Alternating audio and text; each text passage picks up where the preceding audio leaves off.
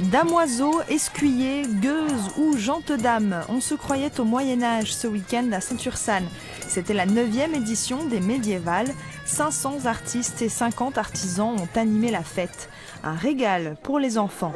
Alors c'est les deux. Pourquoi tu as acheté une épée? Parce que je vais me déguiser en chevalier. Mais il n'y a pas que les petits garçons qui aiment se déguiser en chevalier. Nous sommes déguisés en seigneur, le seigneur de Montefalconis et sa gente-dame. Aujourd'hui, je suis en guerrière, plutôt fantastique. Moi, je suis un fou du roi. On peut me prendre pour un chevalier ou un noble du 15e siècle environ.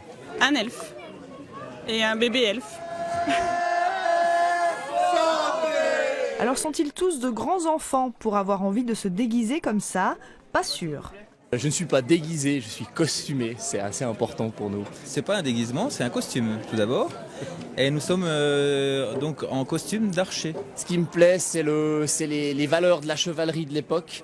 L'honneur, le sens du devoir, la fidélité, la loyauté, tout ça c'est des choses qu'on a un peu perdues aujourd'hui. Parce qu'à la base, nous sommes des archers sportifs et on a voulu évoluer un petit peu et créer une autre facette du tir à l'arc. Je trouvais rigolo d'avoir des oreilles pointues pour une fois et puis j'aime bien le lierre, ça fait un côté nature alors voilà. On n'est plus le petit Paygot, on est seigneur et gente-dame, alors ça c'est rigolo.